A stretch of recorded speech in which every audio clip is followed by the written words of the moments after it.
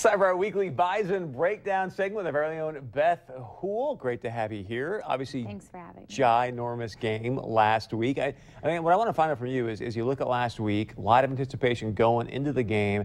As you come out of it, the thing that stood out to you the most was what? I think going into it, UND was looking at it as a win-win situation. They were playing the Bison, the four-time defending champs.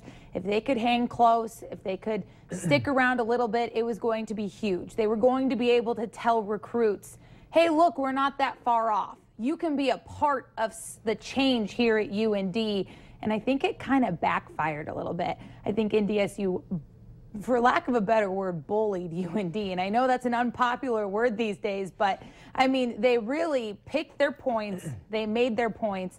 And I think they just really dismantled this team. I'm interested to see how UND is capable of picking up from here, because I think there's a lot of people that are just sad over there right now. When you see it, was it NDSU's got that much better athletes? Were they out-coached? Was it all the above? I mean, because I look at the defense I think and I go, very highly of Bubba Schweiger. I think he's an outstanding coach. But I think NDSU was incredibly well prepared coming into that game. I think they knew exactly what was expected of each of them, and I think they were the better athletes and capable of executing at that higher level. Here's the fact. NDSU hasn't lost a recruit to UND since like 2007 or something. I had someone tell me last week, one of the coaches. I mean, that's outstanding. That means there's not a single guy that UND had that NDSU lost out on. And that makes a big difference when you're looking at the game. And you know as well as I do, I mean, the Dome is a tough place to play, especially if you've never been in that environment before. It can obviously cause and wreak some havoc for the other team's offense, which it clearly did. I mean, UND had 5 total yards at the end of the first half. And -7 at one point. I mean, that's tough. Very tough. That's really tough to come back from. You do have to applaud them. I mean, they came out in the second half. They were able to put some things together. But in the end, I think what UND had in that game was more NDSU gave up.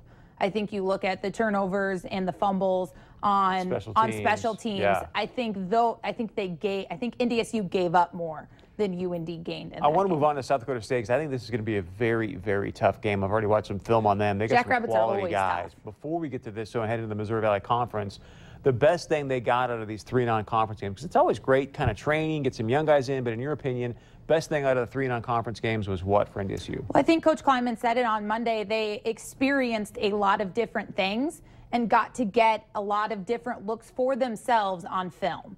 They got to see themselves play in an atmosphere against a passing offense. They played a 50-50 team who, balances the offense and the defense, and they got to see themselves on tape against a 3-4 defense. And I think that's the most important thing going forward, because when you get into the Valley, I feel like a lot of teams will try something out of character to try and get an upper hand on NDSU. They'll try and throw something different than their typical MO at NDSU because they know they need to throw the kitchen sink at them. And the pattern that seems to work against NDSU, at least as of late, is remember, South Dakota State last year, it was with 54 seconds left in the first round of the playoff game in the Dome that they finally came back to win 27-24. I mean, I remember Zach Zenner run up and down the sidelines going, yeah, we finally beat the Bison. And obviously they didn't. But I look at him this year and I go, okay, they got a stud wide out. The quarterback throws a nice ball. They've got kind of a Zach Zenner replacement, if you will. So as you look out into SDSU, at SDSU, Missouri Valley Conference, the biggest concern you have is what?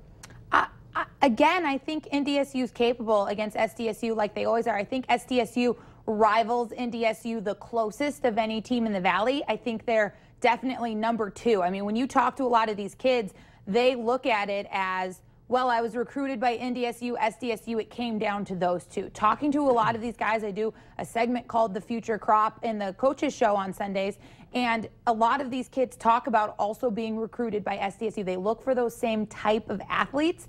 I think SDSU has always had a good wideout, a strong quarterback, a good running back. It's just how NDSU plans to answer them. Last year, SDSU put a huge focus on shutting down John Crockett, and that was their primary focus. And I think NDSU planned on riding John Crockett last season. This year, I think you saw specifically in that UND game, how the wide receivers and the running backs can make themselves a part of this game. I'm excited to see if they can also tie in those tight ends finally. We've been eager to see them. They must be going crazy. You know they are. Like, I mean, it's the most senior group on the team. It's the only group that brought back everybody but I think Kevin Vodlin. I think he's the only guy who graduated from the team. You got Vra, you got, Morlock. I mean, you got now Boy, what a Shep. problem I mean, to it's have, like huh? Should we put our feet that's what I'm saying. So seriously, just relax. Oh my goodness. Great job. I want to remind you, this is on the 3rd of October. Game time is 6 p.m. You can watch it, obviously, on KVLY and the entire statewide network there. The pregame show, the Farmers Union Insurance Bison football pregame show, will be at 5 p.m. You can see the game will kick off at 6 p.m. Be sure and join us for that. Going to be a doozy of a football game. Really? Beth Hool, great stuff. Stay with us when we come back. It's our Trenders Plus, a fun, inspirational final view tonight. All that and more coming up right after this.